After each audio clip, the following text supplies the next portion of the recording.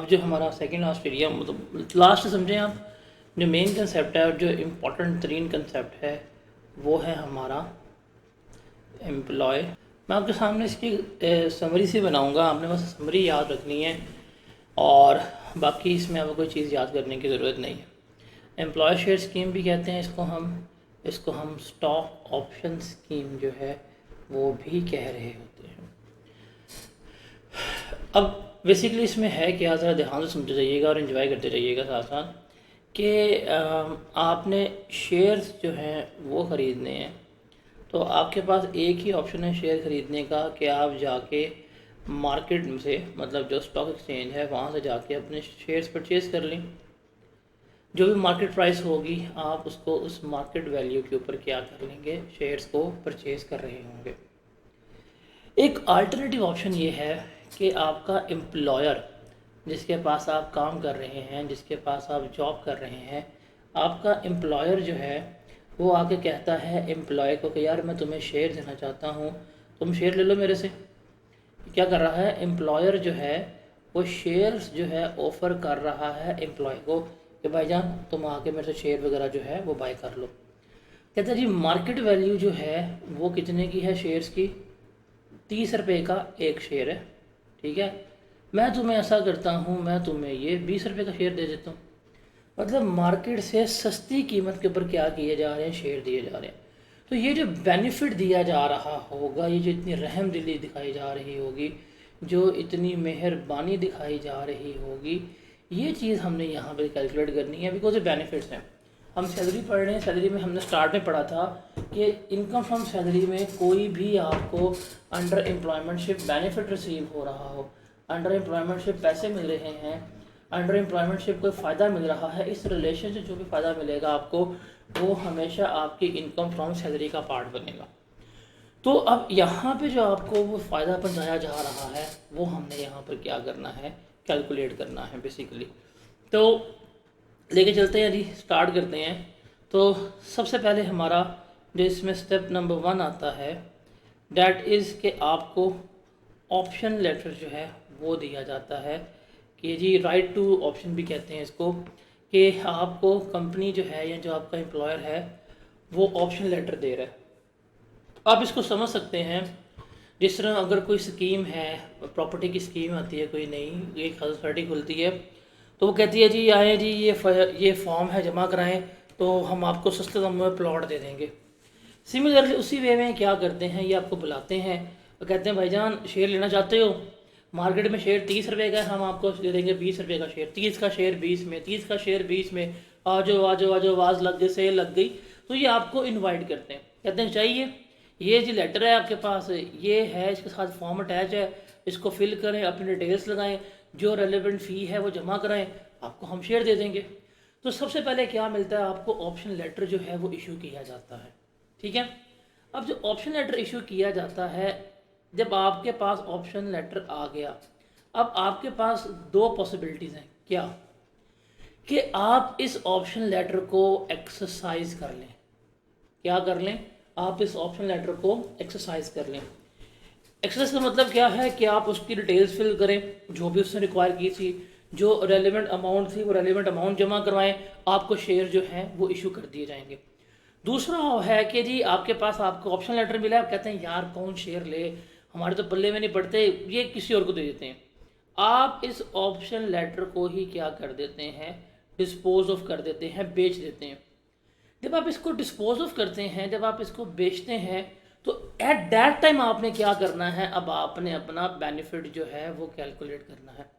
और वो कैसे कैलकुलेट होगा बेनिफिट, कि हाँ आप देखेंगे कि जो आपको कंसिडरेशन रिसीव्ड होगी वो इसमें से आप लेस करवाएंगे कि कोई आपने अमाउंट पे की थी, कोई आपने अमाउंट वगैरह पे की हुई थी किसी भी किस्म की।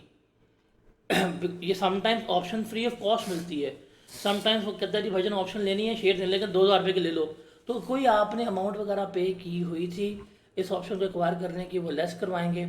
जो यहाँ पे गेन आएगा, जो यहाँ पे बेनिफिट होगा, ये जो गेन या ये जो बेनिफिट है that will be added into your salary. एक इसका पार्ट बन जाएगा, ये आपकी सैलरी का पार्ट बन जाएगा। इसको हम ट्रीट करेंगे किसमें, इसको हम सैलरी में ट्रीट जो है वो कर रहे होंगे। तो देखें कहानी बड़ी सिंपल सी है कि आपको ऑप्शन मिली है, आपके पास दो ऑप्शन है, या तो उसको बेच दें या उसको एक्सरसाइज कर लें। बेचेंगे तो जो मुनाफा होगा, जो गेन आएगा, जो बेनिफिट होगा, वो किसका पार्ट बनेगा, सैलरी का पार्ट जो है बन रहा होगा। अगर बेच दे तो कहानी ख़त्म होगी, अब कहानी इससे आगे जो है वो नहीं जा सकती। आप कहते हैं नहीं मैंने नहीं बेचना, मुझे ऑप्शन मिल रही है, मैं तो ये शेयर लेके रहूँगा, और आप क्या करते हैं, आप इस ऑप्शन को एक्सरसाइज करते हैं। मतलब आपने तमाम अपनी डिटेल्स जो हैं फिल की, जो रेलेवेंट अमाउंट थी वो पे कर दी, आपने जमा करा दिया। अब जैसे ही आप जमा करवाएंगे तो कहानी चलेगी आगे स्टेप 2 की तरफ। जब आपने वो सारा form, you can say that it is just like a form, कि सारा आपने फॉर्म जो है वो फिल कर दिया, और सारा फॉर्म फिल करके आपने सबमिट कर दिया। जब आपने सारा फॉर्म फिल करके सबमिट कर दिया, अब चली जाएगी कहानी किसके पास, कंपनी के पास, आपके एम्प्लॉयर के पास। और वो कहानी किससे रिलेट कर रही है, अब इश्यूएंस किसकी है, इश्यूएंस ऑफ शेयर की, कि अब कंपनी के पास तमाम डाटा आ गया जी, फलाने फलाने फलाने बंदे ने हमें ये स्कीम जमा करा दी है, अब लेटर दे दी है, अब हमने क्या करने हैं, हमने इनको शेयर्स जो हैं वो इशू करने हैं। अब जब शेयर इशू करने की बात आएगी, जब शेयर इशू करने की बात आएगी तो रिमेंबर एक चीज़ आपने याद रखनी है कि there are 2 types of shares जो इशू हो सकते हैं। एक है हमारे जिन्हें हम कहते हैं ओपन शेयर्स, ओपन शेयर्स भी कहलाते हैं, और ये हमारे अनरिस्ट्रिक्टेड शेयर्स भी कहलाते हैं। और दूसरे जो हैं हमारे वो हैं जनाब रिस्ट्रिक्टेड शेयर। वो क्या है हमारे पास, रिस्ट्रिक्टेड शेयर्स हैं। ये दो तरह के शेयर्स जो हैं वो क्या किए जा रहे होते हैं, हमें ऑफ़र किए जा रहे होते हैं। जब कंपनी शेयर इशू करने हैं तो कंपनी दो तरह के शेयर जो हैं वो क्या कर रही होती है, इशू जो है वो कर रही होती है। या तो ओपन शेयर्स होंगे या क्या होंगे, रिस्ट्रिक्टेड शेयर। ओपन शेयर्स का मतलब क्या है कि जैसे ही आपको शेयर्स मिले, आपके हो गए, आप इसको क्या कर सकते हैं, फौरी तौर के ऊपर सेल कर सकते हैं। आपके ऊपर कोई पाबंदी नहीं है, जैसे ही मिलेंगे आप इन्हें क्या कर सकते हैं, सेल आउट कर सकते हैं। तो जब आपको ओपन शेयर्स मिलेंगे, जिस डेट के ऊपर कंपनी ट्रांसफ़र करेगी, वो जो डेट ऑफ ट्रांसफ़र होगी उसके ऊपर क्या करना है, आपने बेनिफिट कैलकुलेट करना है। जिस दिन ओपन शेयर्स मिलेंगे, जो डेट ऑफ ट्रांसफ़र होगी, उस दिन आपने क्या करना है, बेनिफिट कैलकुलेट करना है। और वो कैसे होगा, रिमेंबर हम देखेंगे fair market value of shares at transfer date, कि जिस दिन शेयर ट्रांसफ़र हुए थे, at that time, at that day, क्या वैल्यू थी वो, इसमें से लेस करवा देंगे हम कॉस्ट ऑफ शेयर्स, कि मैंने एक शेयर की कितनी कीमत पे की है, क्या मेरी कॉस्ट थी, मैं वो इसमें से लेस करवाऊँगा। और इसके अलावा कि अगर मैंने ऑप्शन ली थी और अगर मैंने कोई ऑप्शन की कॉस्ट पे की थी, वो भी इसमें क्या हो जाएगी, लेस हो जाएगी।